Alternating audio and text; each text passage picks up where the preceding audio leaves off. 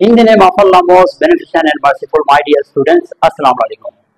Today we are going to discuss one of the most important experiments which was performed by Rutherford in 1911 on atomic structure. तो Rutherford ने atomic structure पे क्या experiment किया था, atomic structure को discover करने के लिए क्या कुछ किया था, आइए स्टूडेंट समझते हैं। Lord Rutherford in 1911 proposed a new model for the atom. Rutherford से पहले भी एटम के बारे में बहुत सारी बातें की जाती थी, लेकिन रदरफोर्ड ने एक एक्सपेरिमेंट के जरिए बहुत सारे एक्सपेरिमेंट किए, फिर उन्होंने कुछ नतीजा उससे निकाला। स्टूडेंट्स, उसने एक्सपेरिमेंट किस तरह किया, किस हिसाब का एक्सपेरिमेंट था, किस हिसाब से उसने परफॉर्म कराया, दो तीन बातें आपके साथ में शेयर करना चाहता हूं। तो एक्सपेरिमेंट उसने कुछ यूं किया कि एक बॉक्स लिया था, इस तरह के बॉक्स, इसको कहा जाता है लेड बॉक्स। क्या कहते हैं? Lead box. उसने क्या लिया था?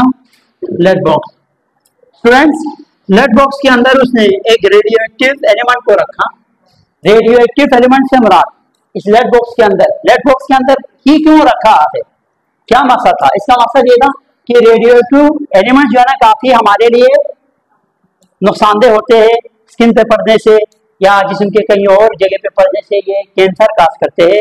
इस वजह से इस एलिमेंट को, जिसे कहा जाता है पोलोनियम, क्या कहते हैं? पोलोनियम। पोलोनियम एक आपके पास क्या है?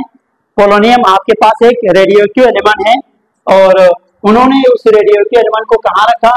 इस लेड बॉक्स के अंदर रखा। लेड बॉक्स के अंदर रखने का मकसद ये था क्योंकि ये पोलोनियम रेडियोएक्टिव था। रेडियोएक्टिव से मुराद है कि ये रेडिएशन इमिट करता था। अगर ये खुला छोड़ते, ओपन एरिया में छोड़ते, तो ये कैंसर काजिंग था। इस वजह से उन्होंने लेड बॉक्स के अंदर इसको रखा, और यहाँ से निकलने वाले जो रेडिएशन है, उन रेडिएशन को उसने किसी फॉइल, गोल्ड मेटल फॉइल पे उसने क्या किया? बम्बार्ड कराया, स्ट्राइक कराया। यहाँ से वो रेडिएशन निकल रहे थे और यहाँ में उसने गोल्ड फॉइल रखा। गोल्ड फॉइल से क्या मुराद है? फॉइल कहा जाता है पत्ती सी चादर को। पत्ती सी जो आपके पास चादर होती है ना, चादर नुमा, जैसे कि आपके पास एक कागज है ना, कागज से भी बारीक जो शीट होती है उसको कहा जाता है फॉइल। तो उन्होंने गोल्ड का एक फॉइल लिया और उस पे पोलोनियम के रेडिएशन को स्ट्राइक किया, बम्बार्ड किया, ठीक है, वो उसके थ्रू पास होने दिया। तो ना सिर्फ इतना नहीं, सेटअप के अंदर उसने यहाँ पे एक स्क्रीन लगाई। वो स्क्रीन नेचर में जिंक सल्फाइड का था।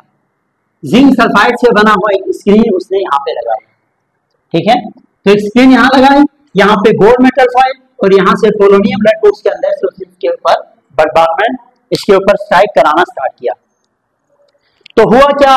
हुआ कुछ यूं, बहुत सारे रेडिएशन सीधा पास होकर आगे जिंक सल्फाइड स्क्रीन के साथ टकरा के वहां पे चमक प्रोड्यूस कर रहे थे, और इसमें से कुछ ऐसे थे जो थोड़ा सा डिफ्लेक्शन शो कर रहा था, ठीक है। आपके बुक के अंदर मैं अमाउंट बताऊं, आपके बुक के अंदर उन्होंने फिक्स एक अमाउंट बताया है, मैं आपको वही बताना चाहता हूं कि 1 of 8,000 यानी 8,000 में से एक, ठीक है, 8,000 में से कोई एक आपके पास पार्टिकल ऐसे थे जो बिल्कुल सीधे जाते थे और बॉस ब्रेक होकर वापस आते थे। जिस रास्ते में जा रहे थे उसी रास्ते से वापस आ रहे थे। डियर स्टूडेंट, दो बातें मैंने आप लोगों के साथ की अब तक। यहां से निकलने वाले रेडिएशन जो कि स्ट्राइक हो रहे थे किसके ऊपर? गोल्ड फॉइल के ऊपर। कुछ स्टेज मैक्सिमम बहुत सारे ऐसे थे जो बिल्कुल पास हो रहे थे आगे स्क्रीन के साथ स्ट्रेट जाके टकरा रहे थे। कुछ ऐसे थे जो थोड़ा सा डिफ्लेक्ट हो रहा था, कुछ ऐसे थे जो बिल्कुल रिट्रेस हो रहा था। क्लियर है यहां तक बात?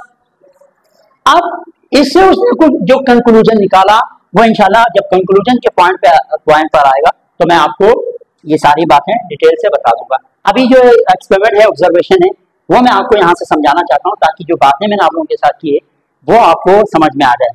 रदरफोर्ड टूक, अच्छा ये पहली बात है, लॉर्ड रदरफोर्ड पूरा नाम है इसका। 1911 propose new model for the atom after many experiment. बहुत सारे एक्सपेरिमेंट के बाद लॉर्ड रदरफोर्ड ने एटम के लिए नया मॉडल तजवीज किया। अच्छा, एक्सपेरिमेंट कैसे किया उन्होंने? अच्छा, ये तजवीज किया 1911 के अंदर। एक्सपेरिमेंट कैसे किया? रदरफोर्ड टूक a thin sheet of gold foil, एक छोटी सी जो है ना गोल्ड का फॉइल ले लिया, and bombarded it with alpha particles, और उससे अल्फा पार्टिकल्स। अच्छा एक और बात, यहां से जो रेडिएशन निकल रहे थे उस रेडिएशन का नाम है अल्फा पार्टिकल्स। क्या नाम है इसका? रेडिएशन के 3 टाइप्स होते हैं, एक अल्फा रेस, एक बीटा रेस, एक गामा रेस। तो यहाँ पे जो रेडिएशन उसने इस्तेमाल किया वो क्या था? अल्फा पार्टिकल या अल्फा रेस। और अल्फा पार्टिकल दरअसल क्या होता है? अल्फा पार्टिकल दरअसल हीलियम प्लस प्लस, याद रखिए अल्फा पे जो है 2 पॉजिटिव चार्ज मौजूद है अल्फा पार्टिकल से, ये ध्यान में रखना। ये दरअसल हीलियम का न्यूक्लियस है विद डबली चार्ज, यानी डबल चार्ज इस पर मौजूद होता है। हीलियम का जो आपके पास एटम है वो अल्फा पार्टिकल के तौर पर यहाँ से निकल रहे थे रेडिएशन की सूरत में।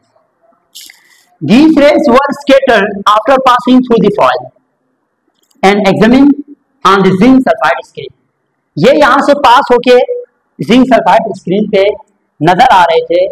वो जो चमक जब प्रोड्यूस किया उसने, तो यहाँ पे वो लोग ऑब्जर्व कर रहे थे कि कहाँ पे जाके टकरा रहे थे, जिंक सल्फाइड स्क्रीन पे। ठीक है, अब इसके बाद उसने कुछ ऑब्जर्वेशन किए कि क्या उसने ऑब्जर्व किया, इसको देख के उसने ये ऑब्जर्वेशन किया कि most of the particles pass flat and undeflected. बहुत सारे पार्टिकल्स, क्योंकि मैंने आपको शुरू में बताया है कि डायरेक्ट पास हो रहे थे, कोई डिफ्लेक्शन नहीं था, आगे पीछे बेंड नहीं हो रहे थे। दूसरा, very few alpha particles undergo small and strong deflection. ठीक है, कुछ ही अल्फा पार्टिकल्स थे जो क्या कर रहे थे, हल्का सा डिफ्लेक्शन शो कर रहा था। देखो, very few alpha particles undergo small and strong deflection, इसका मतलब ये है कि ये कुछ अल्फा पार्टिकल ऐसे थे जो थोड़ा सा डिफ्लेक्ट हो रहा था यहाँ से। ठीक है, इससे पास होने के बाद थोड़ा सा डिफ्लेक्शन शो कर रहा था, उस फाइल से पास होने के बाद डिफ्लेक्शन शो कर रहा था, वो भी स्क्रीन पर नजर आ रहा है। और तीसरा ये कि very few alpha particles retrace there path. Retrace there path का मतलब ये कि बिल्कुल बाउंस बैक हो रहा था, जिस रास्ते से आ रहे थे उसी रास्ते से वापस जा रहे थे। और मैंने आपको बताया जो रिट्रेस पार्टिकल थे वो कितने थे, 8000 में से कोई एक, 8000 पार्टिकल में से कोई एक अपने रास्ते को बिल्कुल यहाँ से आके टकरा के वापस जा रहे थे, बिल्कुल बाउंस बैक हो रहा था, आया टक्कर, बिल्कुल जिस तरह बॉल आप दीवार पे मारते हैं तो वापस आ जाते हैं, बिल्कुल इसी तरह वो पार्टिकल्स यहाँ से छोड़ रहे थे, उससे टकरा के वापस आ रहे थे। और उसकी तादाद बहुत कम थी, कोई 8000 पार्टिकल यहाँ छोड़े उसमें से एक वापस आता था। इन सबको देख के उसने कुछ कंक्लूजन निकाले। अच्छा, इसके पोस्टुलेट्स और इसके डिफेक्ट्स, 2 बातें और है, मैं कल की क्लास में आपको बताऊंगा। फिलहाल मैं आपको यहाँ पे इसकी कंक्लूजन बताऊंगा। कंक्लूजन उसने ये निकाला, atom consist of 2 parts, one is nucleus, another is extra nuclear part called orbit. उसने इससे ये नतीजा निकाला कि एटम के 2 हिस्से होते हैं, एक हिस्सा उसके न्यूक्लियस कहलाता है और दूसरा हिस्सा न्यूक्लियस से बाहर का हिस्सा। ठीक है, तो एक पहली बात उसने ये की कि एटम 2 पार्ट पर मुश्तमिल होते हैं। ठीक है, एक न्यूक्लियस कहलाते हैं सेंटर वाला पार्ट, और उसके गिर्द जितने भी पार्ट्स है वो एक्स्ट्रा न्यूक्लियर पार्ट कहलाता है। Most volume occupied by an atom is empty. यहां से चूंकि बहुत सारे पार्टिकल पास हो रहे थे without any reflection, maximum particle straight जाके आगे स्क्रीन के साथ टकरा रहे थे, उससे उसने एक नतीजा निकला। इसका मतलब ये है कि एटम के अंदर बहुत ज्यादा स्पेस फ्री है, बहुत ज्यादा स्पेस फ्री है, कोई चीज वहां मौजूद नहीं है। बिल्कुल इसी तरह यहाँ पे क्या है, most volume occupied by atom is empty. अगर एक एटम एक वॉल्यूम घेरते हैं तो उस ओवरऑल वॉल्यूम में से बहुत ज्यादा जगह खाली मौजूद थी, कुछ नहीं थे वहां पे। ठीक है, अच्छा एक और बात मैं आपको एक एग्जांपल के थ्रू समझाना चाहूँ कि अगर हम पूरे फुटबॉल ग्राउंड को एक एटम कंसीडर करें, फिलहाल के लिए उससे बहुत छोटा होता है, ये बात अलग है। पूरे अगर आप इतना कंसीडर करें फुटबॉल, तो उस पूरे फुटबॉल ग्राउंड के बराबर एटम और उसका जो न्यूक्लियस है वो फुटबॉल के बराबर। तो इतना स्पेस उसके अंदर मौजूद था, यानी एटम के अंदर फ्री स्पेस बहुत ज्यादा मौजूद थे। अब बात समझ में आ गई। और उसका न्यूक्लियस सेंटर वाला पार्ट फुटबॉल के बराबर, न्यूक्लियस फुटबॉल के बराबर, पूरा एटम देखा जाए तो फुटबॉल ग्राउंड के बराबर, बाकी सारे खाली। तो एटम के अंदर मैक्सिमम जो स्पेस है वो क्या थी, खाली। क्लियर है बात। तो ये most volume occupied by an atom is empty का मतलब ये है। The deflection of alpha particles indicates that the centre of atom has positive charge which is name as nucleus. Deflection से ये पता चला कि उसके सेंटर में पॉजिटिव चार्ज मौजूद होते हैं, तभी पॉजिटिव को क्या करता है, पॉजिटिव को रिपेल करता है। जिसकी जो डिफ्लेक्शन से ये बात सामने आ गई कि एटम के अंदर न्यूक्लियस में पॉजिटिव चार्ज मौजूद है, जिसे हमने क्या नाम दिया था, कल हमने पूरी डिस्कवरी के बारे में स्टडी किया ना, प्रोटॉन का नाम दिया था। आखिरी पॉइंट, आखिरी एक और पॉइंट है, second last point, the mass is concentrated in the nucleus and electrons are distributed outside the nucleus. और ऑल एटम का मास कहां पे मौजूद है? न्यूक्लियस के अंदर मौजूद। क्यों? क्योंकि पूरा एटम का मास दो पार्टिकल्स की वजह से है, एक प्रोटॉन और एक न्यूट्रॉन। कल मैंने इसके बारे में कल भी बात की थी। प्रोटॉन और न्यूट्रॉन ही है जो एटम का ओवरऑल वेट बनाता है, बाकी इलेक्ट्रॉन का कुछ मास नहीं है, ना होने के बराबर है। तो इसी बात को उसने यूं अपडेट किया कि the mass is concentrated in the nucleus, और जो मास है वो न्यूक्लियस के अंदर मौजूद है, क्योंकि प्रोटॉन और न्यूट्रॉन ही न्यूक्लियस के अंदर, और प्रोटॉन और न्यूट्रॉन ही है जो पूरे एटम का मास बनाता है, वेट बनाता है। बाकी जो इलेक्ट्रॉन्स है वो आउटसाइड डिस्ट्रीब्यूटेड है।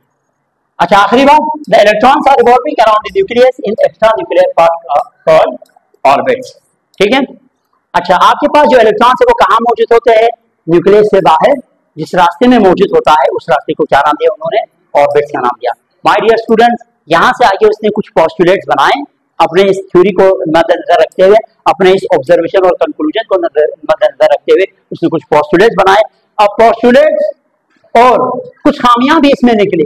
वो पोस्टुलेट्स और खामियां क्या क्या थी स्टूडेंट्स, नेक्स्ट क्लास में हम डिस्कस करेंगे। अल्लाह हाफिज़।